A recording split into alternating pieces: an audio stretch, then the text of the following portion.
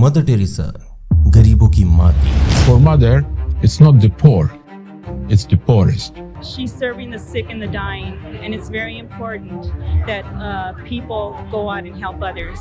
A global icon. She was a small, tiny, bent woman, but she had a commanding presence. Abortion has become the greatest destroyer of peace because it destroys the presence of God. One of the most influential women of 20th century. Of all the women in recent history, no one has captured the public imagination like Teresa of Calcutta. Mother Teresa, called the Angel of Calcutta for her work in Indian slums, today won the Nobel Prize for Peace. और अपनी मृत्यु के बाद उन्होंने अपने पीछे एक legacy छोड़ी। Beatam Teresiam de Calcutta, Santam esse discernimus et definimus. लेकिन क्या उनकी कहानी उनके लेगेसी को जस्टिफाई करती है? She did not have much regard for the poor. She was a very cynical person when it came to charity and the poor.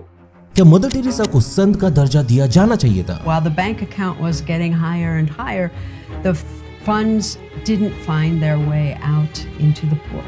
क्या वो सच में मॉडर्न डे मसीहा थी? Because I feel that Sister Teresa is a walking saint. If I'm in this group, that I will come closer to God. या फिर एक शैतान जिसे गरीबों की पीड़ा देखकर मजा आता था।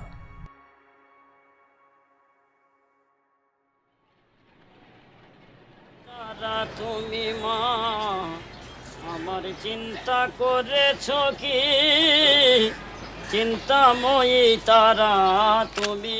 डॉक्टर जेक प्रेगर एक ब्रिटिश डॉक्टर थे और 1972 से ही कलकत्ता में गरीबों का मुफ्त में इलाज कर रहे थे। उन्होंने मदर टेरेसा को पहली बार बीबीसी के डॉक्यूमेंट्री में देखा था। Here in this area we have got about 400. These very bad cases or not. And he was impressed.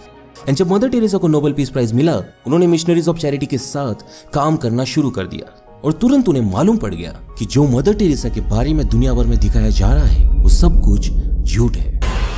A great deal more should have been done in terms of modern medical care. The defense always was, we're not a medical order.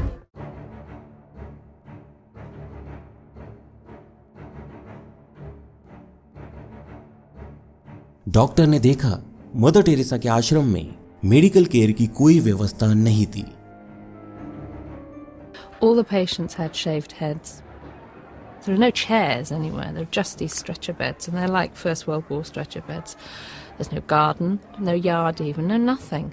And I thought, what is this? This is 2 rooms with 50 to 60 men in one, 50 to 60 women in another. They're dying. एक injection को बार बार इस्तेमाल किया जा रहा था।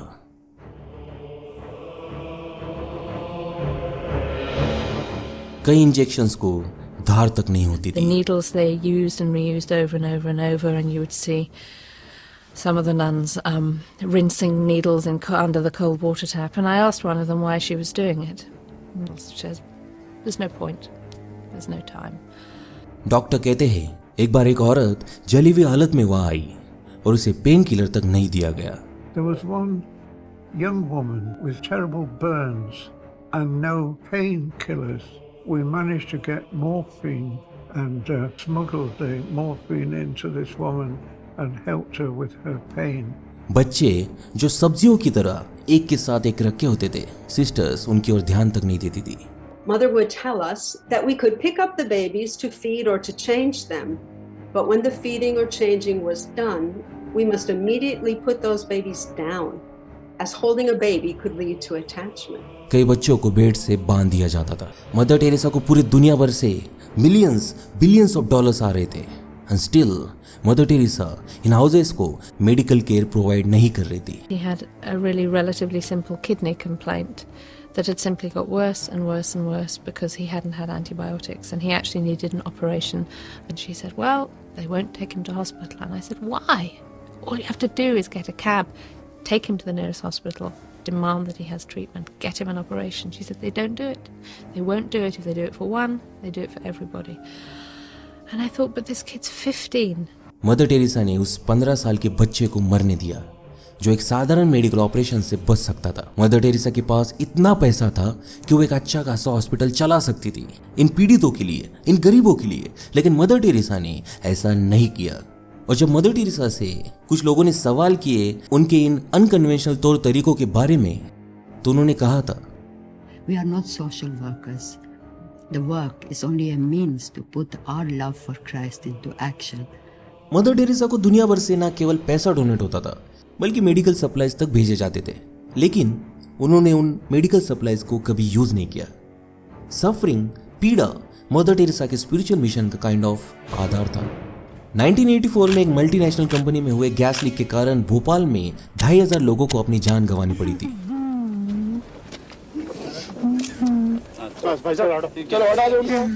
और लाखों लोग इस गैस के प्रभाव में आन पड़े। It was a tragedy. लोग बड़ी दर्दनाक हालत में मर गए। लोग रास्ते पर उतर आए प्रोटेस्ट करने के लिए अगेंस्ट दिस मल्टीनेशनल कंपनीज। और पता है मदर टेरेसा ने इस ट्रेजेडी के बारे में क्या कहा? What is your message to the people of Bhopal? Forgive. This lady, इस औरत को कोई फर्क नहीं पड़ा कि हजारों लोग दर्दनाक पीड़ा से मर गए। मदर टेरेसा को लोगों को पीड़ा में देखकर मजा आता था।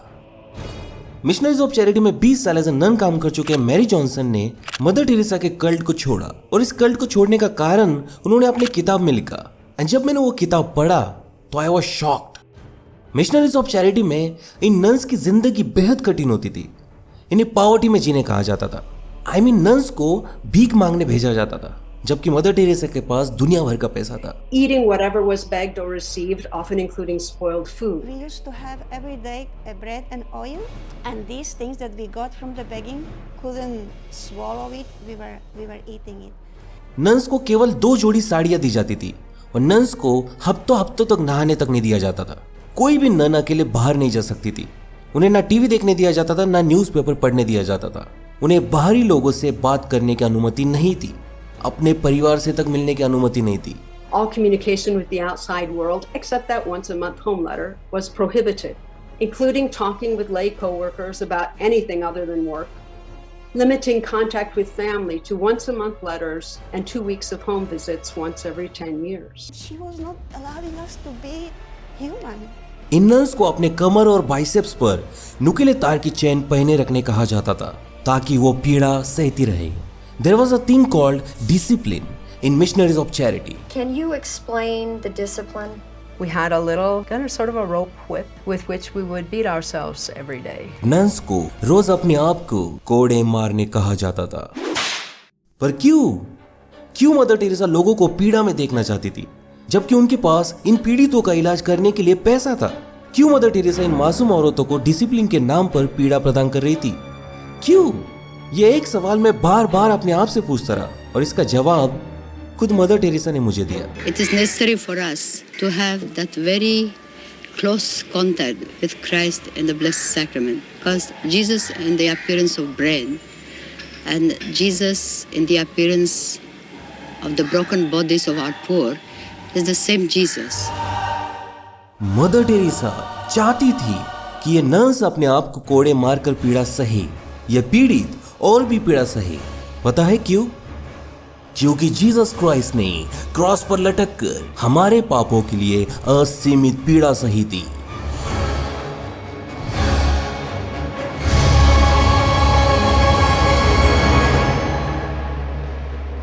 लेकिन मदर टेरेसा क्रॉस पर लटके जीसस से इतना प्रभावित क्यों थी? मदर टेरेसा का जन्म स्कोपिये यूगोस्लाविया में हुआ था इन 1910।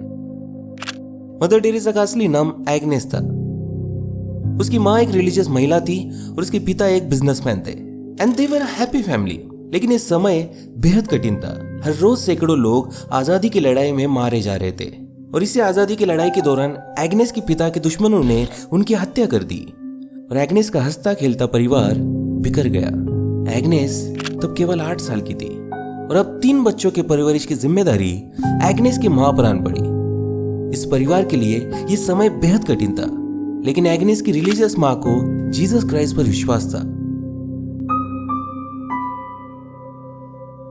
और यही विश्वास अब एग्नेस के मन में भर रहा था।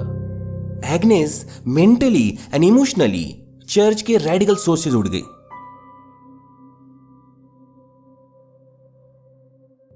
उसे उस कैथोलिक चर्च में जीसस क्राइस्ट के सैक्रिफाइस की कहानी सुनाई गई। ईश्वर ने संसार को रचने के बाद सबसे आखिर में इंसान को बनाया। ईश्वर को इंसान बेहद प्रिय था, लेकिन इंसानों ने जब पाप करना शुरू कर दिया, ईश्वर इंसानों से दूर चले गए, क्योंकि ईश्वर पवित्र है। और जब इंसानों के पापों का घड़ा भरने लगा, ईश्वर ने अपने इकलौते पुत्र जीसस को हमें बचाने भेजा। मिडिल ईस्ट में एक अलौकिक बच्चे ने एक वर्जिन औरत की कोख में जन्म लिया। बच्चा जीसस था। केवल 12 साल की उम्र में जीसस धार्मिक शिक्षकों से ज्यादा ज्ञान रखता था। 30 साल की उम्र में जीसस ने प्रीचिंग करना शुरू कर दिया। उसने इंसानों को ईश्वर की लीला से फिर से ज्ञात करवाया।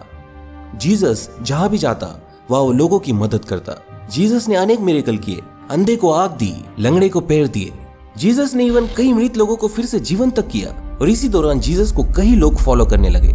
इन फॉलोअर्स की संख्या बढ़ती जा रही थी और ये ज्यूइश लीडर को देखा नहीं जा रहा था, और उन्हें जीसस को अपने आप को ईश्वर का पुत्र कहना पसंद नहीं था। ज्यूइश रिलीजियस लीडर्स और रोमन अथॉरिटीज ने जीसस को ईश्वर की निंदा करने के जुर्म में गिरफ्तार कर लिया और उसे मृत्यु का दंड दिया गया। लेकिन यही तो जीसस चाहते थे, और ईश्वर भी। इंसानों के पापों के कारण ईश्वर इंसानों से दूर चले गए थे, और इंसानों के अब तक किए गए पापों को मिटाने के लिए एक ऐसे व्यक्ति की बलि देना जरूरी था जिसने अपने पूरे जीवन काल में एक भी पाप नहीं किया हो। इसलिए ईश्वर ने जीसस को धरती पर भेजा ताकि जीसस हमारे पापों को मिटाने के लिए अपना बलिदान दे सके। लेकिन ये बलिदान भयानक पीड़ा से प्रभुक्त था। जीसस को रात भर पीटा गया। जीसस को कांटों का ताज पहनाया गया। फिर जीसस पर भयानक कोड़े बरसाए गए। जीसस का शरीर किसी बकरे के समान छिल गया। जीसस को क्रॉस पर लटकाया जाने वाला था, और उस क्रॉस को खुद जीसस को घसीटते हुए ले जाने कहा गया। जीसस के हाथ और पैरों को कीलों के माध्यम से इस क्रॉस पर ठोक दिए गए। जीसस ने असीमित पीड़ा का अनुभव किया।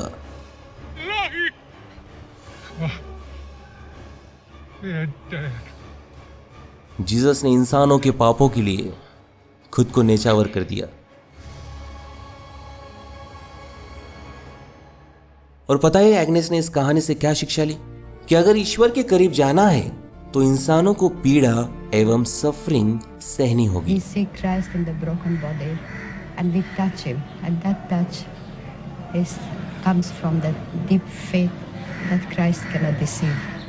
It was her obsession with suffering and her obsession that people need to suffer in order to come close to Jesus. The biggest thing that I think that Mother Teresa should maybe be held accountable for is this cult of suffering that she's created. She definitely has a kind of harsh side. गरीबों का गरीब रहना, पीड़ितों की पीड़ा में पड़े रहना और नंस को खुद को पीड़ा पहुंचाना ही ईश्वर की असली सेवा है। वो इन लोगों को क्रॉस पर लटके जीसस से कंपेयर करती थी। लेकिन जितना भी मैंने ईश्वर और जीसस के बारे में पढ़ा, उतने में मुझे कहीं भी लिखित नजर नहीं आया कि ईश्वर के करीब जाने के लिए इंसानों को पीड़ा सहनी चाहिए। जीसस का आखिरी संदेश ये था कि इंसान एक दूसरे से प्रेम करे और अपने आप को पाप करने से रोके। लेकिन जीसस के इस संदेश का पालन करने के बजाय मदर टेरेसा ने ऐसे ऐसे पाप किए कि जिन्हें देखकर ईश्वर तो खुश नहीं होंगे। This is the BBC television service. 1969 ये वो साल था जब आई गेस मदर टेरेसा को वेस्टर्न वर्ल्ड जानने लग गई। 1969 में बीबीसी ने मदर टेरेसा पर एक डॉक्यूमेंट्री बनाई। जब डॉक्यूमेंट्री बाहर आई तब mother Teresa world wide sensation बन गई।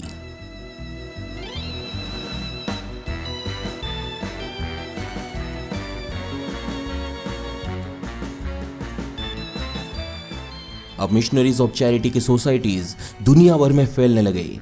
इन देशों में नए आश्रम खोले गए। हर साल 15 से 20 आश्रम खुलने लगे।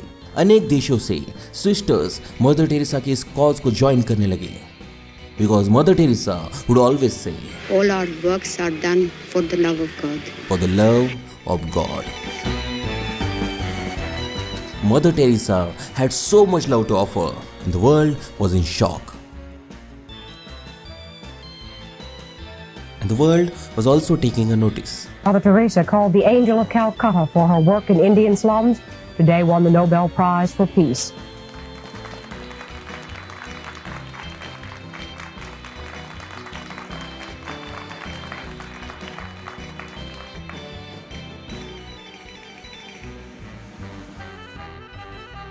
After Nobel peace prize mother Teresa को दुनिया भर में अवार्ड दिए जाने लगे, इंक्लूडिंग भारत रत्न।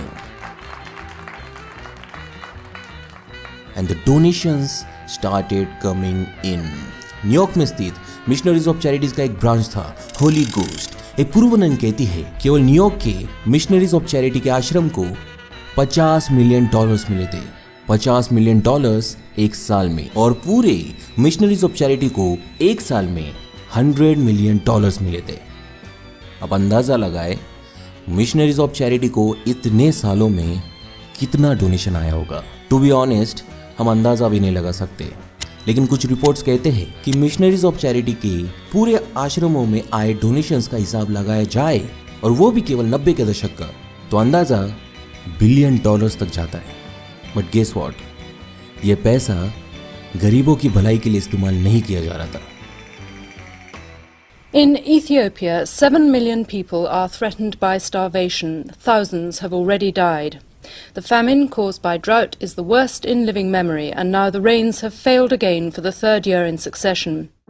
इथियोपिया में जब लोग भूखमरी से मर रहे थे, mother Teresa was the one जो इथियोपिया के इन पीड़ितों को मिलने गई। न्यूज मीडिया ने फिर एक बार मदर टेरेसा की इस उदारता की तारीफ की। ये उदारता देखकर दुनिया भर से इथियोपिया के लोगों को भूखमरी से बचाने के लिए मिशनरीज ऑफ चैरिटी को डोनेशंस भेजे गए। लेकिन जब एक पूर्व missionaries of charity nun Susan Shields ने कहा कि इथियोपिया की मदद के लिए इतना पैसा आया है, हमें उन्हें भेज देना चाहिए, तो एक सीनियर सिस्टर ने कहा हम अफ्रीका में पैसा नहीं भेजते। पर यह पैसा तो उनके मदद के लिए आया था ना, right? She did not have much regard for the poor. She was a very cynical person when it came to charity and the poor. All she was interested in was promotion of her faith and herself. It's not that Mother Teresa इन पैसों का misuse कर रही थी, बल्कि उन्होंने अरबों रुपए use ही नहीं किए। And the question still remains कि ये पैसा जाता कहाँ था? The thing is, Indian government का एक रूल है कि किसी भी चैरिटेबल ऑर्गेनाइजेशन को अपने अकाउंट्स पब्लिक करने होते हैं। मिशनरीज ऑफ चैरिटी ने ऐसा नहीं किया था। And most of the countries में जो उनके हाउसेस थे जहाँ डोनेशंस आते थे, वहां भी उन्होंने अपने अकाउंट सीक्रेट रखे थे। और मिशनरीज ऑफ चैरिटीज के फाइनेंसेस को एक्सपोज करने के लिए एक जर्मन जर्नलिस्ट वाल्टर वुलेनवेबर ने जब रिसर्च की तो उन्हें पता चला मिशनरीज ऑफ चैरिटी का लगभग सारा पैसा वेटिकन बैंक में जाता है। Let me tell you, Vatican bank हमारे साधारण बैंकों जैसा नहीं है। आई मीन ये रोमन कैथोलिक चर्च का खुद का बैंक है, और वेटिकन बैंक को आज भी the most scandalous bank माना जाता है। In its 70 years of life, it has been accused by US and Italian police of money laundering for the mafia, for a Masonic lodge. There's been suicide and unexplained deaths. पूर्व missionaries of charity nun confirm करती है कि दुनिया भर में missionaries of charity को जितना भी डोनेशन आता था वो इस कैथोलिक चर्च के स्कैंडलस बैंक में जमा होता था। आई मीन इटालियन ऑथर जियानलुगी नज़ी अपने बुक द ओरिजिनल सिन में लिखते हैं कि अगर मदर टेरेसा अपने करियर के आखिरी में वेटिकन बैंक से अपना सारा पैसा निकालती तो वेटिकन बैंक की तिजोरियां खाली हो जाती। यू कैन जस्ट इमेजिन कितना पैसा मदर टेरेसा इस बैंक में जमा करती थी।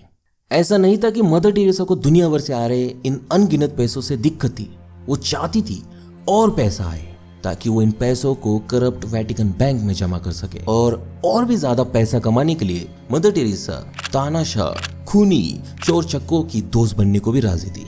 ऐसा ही और एक बिजनेसमैन था चार्ल्स कीटिंग, जिसने मदर टेरेसा को $1.25 मिलियन डोनेट किए थे। And not only that, mother Teresa ने चार्ल्स के प्राइवेट जेट्स तक इस्तेमाल किए। But the thing is, Charles kidding ने उस वक्त के one of the biggest financial scam को अंजाम दिया था।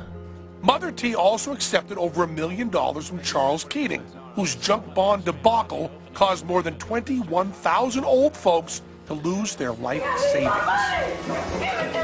उसने गरीबों का पैसा लूटा था। चार्ल्स कीटिंग को कन्विक्ट किया गया, लेकिन जब चार्ल्स कीटिंग की कोर्ट में पेशी चल रही थी, मदर टेरेसा ने जज को एक कंट्रोवर्शियल लेटर भेजा जिसमें वे कहती है, डियर ऑनरेबल लैंसिटो, मुझे इस बात का कोई ज्ञान नहीं है कि मिस्टर चार्ल्स कीटिंग क्या काम करते हैं और ना ही उनके बिजनेसेस के बारे में मुझे कुछ पता है। मुझे केवल इतना पता है कि उन्होंने हमेशा ईश्वर के गरीबों के प्रति दया एवं उदारता दिखाई। और जब जरूरत पड़ी उन्होंने मदद की। इसी कारण मैं उन्हें ऐसे मोड़ पर नहीं भूलना चाहती जहां वे और उनका परिवार कठिन परिस्थिति से गुजर रहा है। मिस्टर कीटिंग ने गरीबों के लिए बहुत कुछ किया है और इसी कारण मैं आपको ये खत लिख रही हूँ। जब भी मुझे कोई किसी जज से बात करने कहता है तो मैं उन्हें एक ही बात कहती हूँ, मैं उन्हें ईश्वर से प्रार्थना करने कहती हूँ, अपने मन में झांकने कहती हूँ और वो करने कहती हूँ जो जीसस ऐसे परिस्थितियों में करते। और यही मैं आपसे मांग रही हूँ, your honour. God bless you mother Teresa. Basically mother Teresa जज को चार्ल्स कीटिंग को माफ करने कह रही थी। सो जब ये खत पब्लिक प्रोसिक्यूटर पॉल टर्नी ने पढ़ा तो you are shocked.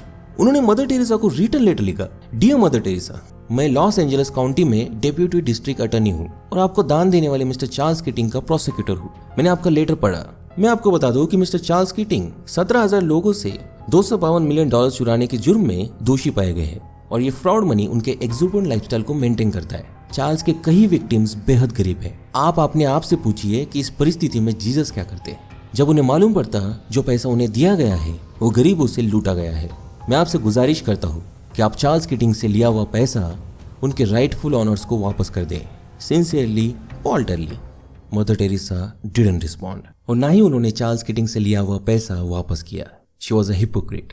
Mother Teresa दुनिया भर में ढिंढोरा पीटती थी कि वह गरीबों के लिए अपना जीवन व्यतीत करती है और दूसरी ओर उस गुनहगार को माफ करने कहती है जिसने गरीबों से पैसा चुराया। और अपने बुरे काम एक्सेप्ट करने के बजाय मदर टेरेसा और भी भयानक विवादों में इन्वॉल्व होती रही। फादर डोनाल्ड मैगवायर एक बेहद पॉपुलर प्रीस्ट थे और वे एक पावरफुल स्पीकर भी थे। वे दुनिया भर में घूमते थे रिट्रीट्स करने के लिए जहां वे यंग लड़कियों को कैथलिक नन्स बनने के लिए प्रभावित करते थे। He was a missionary. So 90s में father Donald Maguire mother Teresa के लिए काम करने लगे और in short amount of time mother Teresa Donald Maguire से बेहद इंप्रेस हो गई। मदर टेरेसा उन पर विश्वास करती थी और मदर टेरेसा के बिहाफ पर फादर डोनाल्ड मैगवायर दुनिया भर में रिट्रीट्स करते थे जहां वे यंग लड़कियों को मिशनरीज ऑफ चैरिटी ज्वाइन करने के लिए प्रभावित करते थे। फादर डोनाल्ड मैगवायर इन रिट्रीट्स के दौरान रिलीजियस पेरेंट्स को परसुएट करते थे उनके यंग लड़कों को उनके पास इंटर्न रखने के लिए। ये यंग बच्चे फादर के साथ काम करते थे लेकिन in reality father Donald Maguire इन बच्चों को सेक्सुअली अब्यूज करते थे। He abused minor boys for decades लेकिन फाइनली 2009 में उन्हें सजा दी गई। And I ask myself, father Maguire इतने सालों तक माइनर बच्चों का सेक्सुअल अब्यूज करते रहे और कैथलिक मिनिस्ट्री को कोई खबर नहीं थी जबकि फादर मैगवायर के खिलाफ कंटिन्यूअसली कंप्लेंट्स आते थे। I dig deep and I found out दरअसल 1993 में एक कंप्लेंट के आधार पर फादर डोनाल्ड मैगवायर को मिनिस्ट्री से निकाल दिया गया था। बट गेस व्हाट, 2 फरवरी 1994 में मदर टेरेसा ने मिनिस्ट्री के हेड ब्रैडली शॉफर को एक खत लिखा था जिन्होंने फादर मैगवायर को मिनिस्ट्री से निकाल दिया था। मदर टेरेसा ने ब्रैडली को लिखा था, डियर फादर ब्रैडली शॉफर, मैं सोसाइटी ऑफ जीसस की शुक्रगुजार हूँ कि उन्होंने फादर डोनाल्ड मैगवायर का गिफ्ट हमें प्रदान किया। मैं अपने पर्सनल एक्सपीरियंसेस के चलते फादर डोनाल्ड मैगवायर पर विश्वास जताती हूँ। फादर आर्डन ने फादर मैगवायर का खत मुझ तक पहुंचाया जिसमें फादर डोनाल्ड मैगवायर अपनी नासमझी एडमिट करते हैं। मैं जानती हूँ इस घटना ने प्रीस्टहुड की रेपुटेशन को ठेस पहुंचाई है और हमें प्रीस्टहुड की प्यूरिटी को और रेपुटेशन को गार्ड करना चाहिए। मुझे फादर डोनाल्ड मैगवायर पर पूरा विश्वास एवं कॉन्फिडेंस है और मैं चाहती हूँ फादर डोनाल्ड मैगवायर को फिर से मिनिस्ट्री में शामिल किया जाए। Missionaries of charity father Donald Maguire को प्रोटेक्ट करने की पूरी कोशिश करेगी।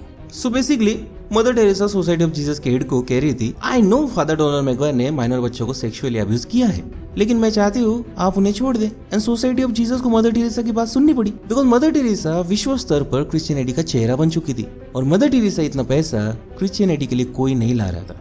फादर डोनाल्ड मैगवायर को फिर से मिनिस्ट्री में शामिल कर लिया गया और फादर डोनाल्ड मैगवायर ने और 10 साल माइनर बच्चों को सेक्सुअली अब्यूज किया। Mother Teresa father Donald Maguire को रोक सकती थी बट उन्होंने वैसा नहीं किया। She needed Maguire not only because Maguire दुनिया भर से नन्स को रिक्रूट करते थे बट ऑल्सो फादर मैगवायर के दुनिया भर के रिच एंड पावरफुल लोगों से कनेक्शंस थे और उनके थ्रू मैगवायर मदर टेरेसा को डोनेशंस ला कर देते थे। मदर टेरेसा के लिए कुछ भी इनफ नहीं था। She wanted more and more money. You have to understand, mother Teresa एक मिशनरी थी और मिशनरीज का काम होता है दुनिया भर में घूमकर लोगों को ईश्वर की लीला सुनाकर क्रिश्चियनिटी में कन्वर्ट करना। लेकिन मदर टेरेसा ने धोखे से लोगों को कन्वर्ट किया। उन्हीं से सुन लीजिए। Not one has died without receiving a special ticket for St. Peter, we call it. because St. Peter will not let them go in. So we call baptism ticket for St. Peter. We ask the person, do you want a blessing by which your sins will be forgiven and you will see God? And they have never refused. So 29,000 have died in that one house from the time we began the work in 1952. But it's so beautiful to see the people die with so much joy. So you are telling me आप इन मौत की दहलीज पर खड़े कमजोर लोगों को कह रही है अगर स्वर्ग जाना है तो कन्वर्ट हो जाओ। आपने उन्हें भीख मांगा हुआ खाना और 5x5 की जगह दे दी तो आप उन्हें कन्वर्ट करेंगे? और इनमें से कई लोग बोलने और कुछ करने की हालत में भी नहीं होते थे। ये कैसा कन्वर्जन हुआ? कन्वर्जन तो दिल से होना चाहिए। ये तो धोखा है। आपने इन्हें स्वर्ग का टिकट तो दे दिया लेकिन एक पेन किलर नहीं दी। Was she a psychopath? I don't know। लेकिन मुझे इतना जरूर पता है कि मदर टेरेसा जैसे लोगों को संत तो नहीं मानना चाहिए। What do you say? God bless you, my mother. We shall follow you. Thank you. Convert the world. Convert the whole world.